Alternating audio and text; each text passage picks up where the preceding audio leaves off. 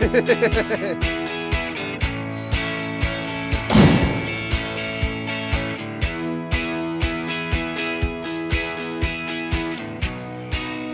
to the Field to Film podcast, brought to you by the Arkansas Soybean Promotion Board. Today we are at the Plantation Agriculture Museum in Scott, Arkansas with Monica Fuller. How are you doing today, Monica? I'm good. How are you? I'm good. Okay, so we're here in Scott, Arkansas. Tell us what your job is here at this museum. I'm the Park Superintendent here at Plantation Agriculture Museum.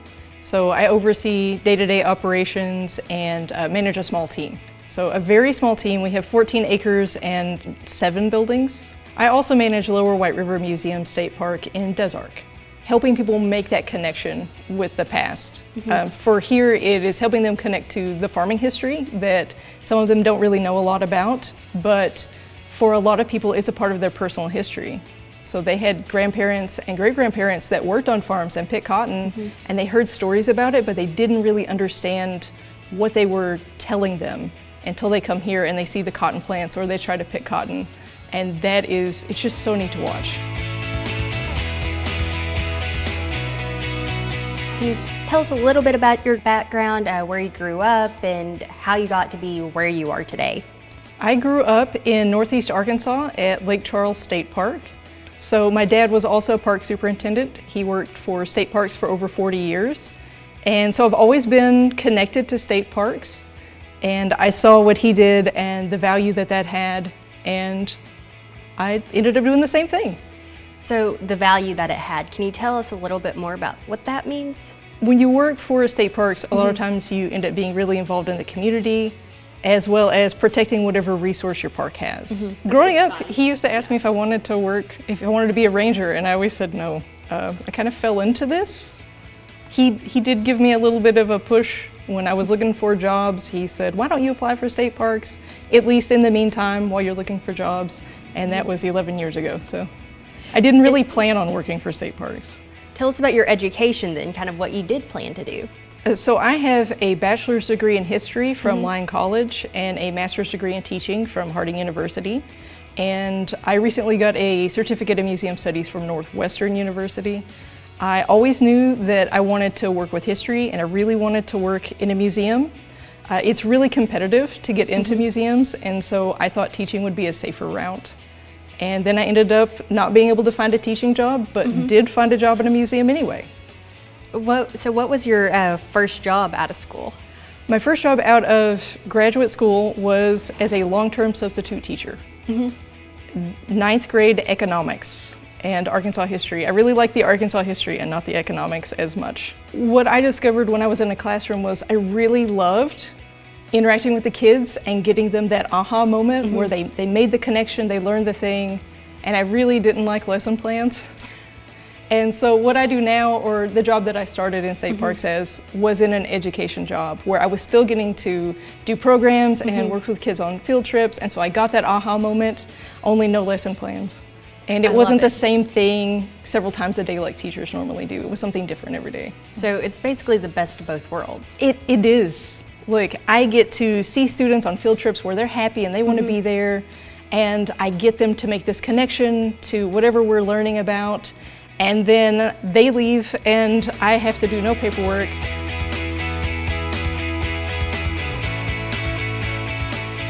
So what are some of your primary responsibilities of your role, and can you walk us through what a day in your life looks like? So a day in my life, it is different every day. And that's what's really fun about working for state parks. A lot of my primary responsibilities are related to paperwork. So I do budgets and work schedules and long-range planning and major maintenance projects and things like that.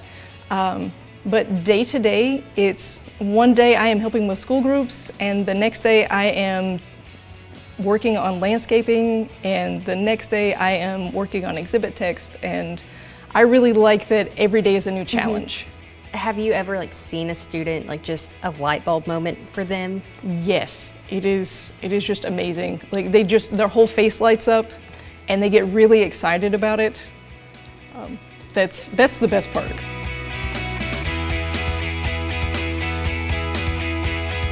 what would you say are traits or skills that someone should have to be a park superintendent?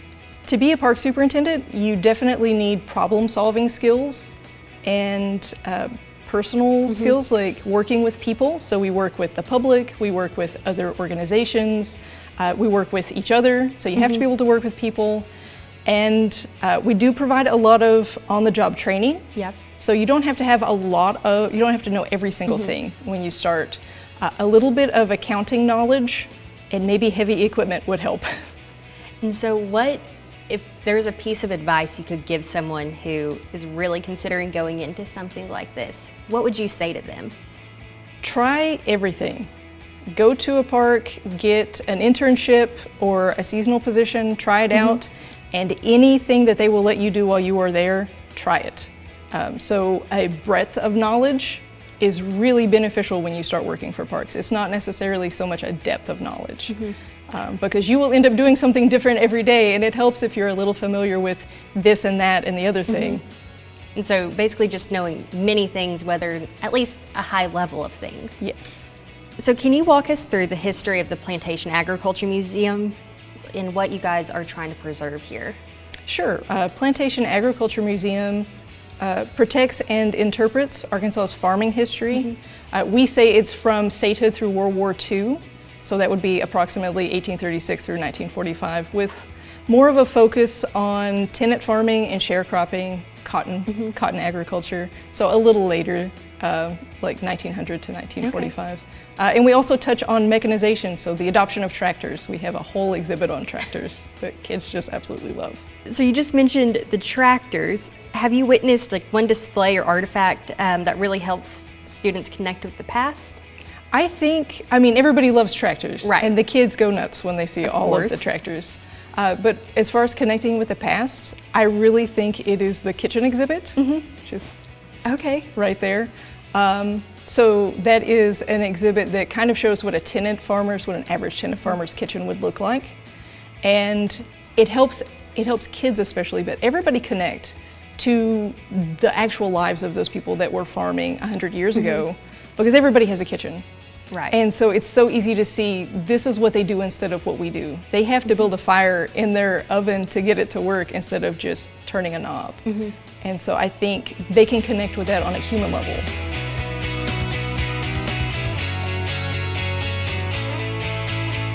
Okay, and so how does your team work to make agriculture education feel relevant to a generation raised on technology? Right, so a lot of what we do is hands-on. We just try to provide as many opportunities for them to kind of be immersed as possible. So we teach them how to weave and card and gin cotton and pick cotton, and the best way to learn something like that is to really experience it a little bit. And then we try to connect it to their daily lives. So how does agriculture influence them even though they're on their phones a lot? And obviously that's not an agriculture thing. So where does their food come from?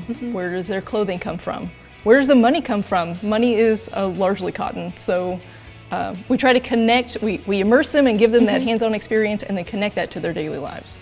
There's a quote that we all learn in training if you go through interpretive training here, and that is a Freeman Tilden quote: through interpretation, understanding, through understanding, appreciation, through appreciation, protection. People don't care about things that they don't know about. That is where education comes in. So we teach people, visitors of all ages, but especially students, about history and agriculture, and when they get that aha moment, some of them discover they just really love it. And those kids go on to pursue careers in history or agriculture or both. And that next generation is how you're going to keep agriculture sustainable and protect history.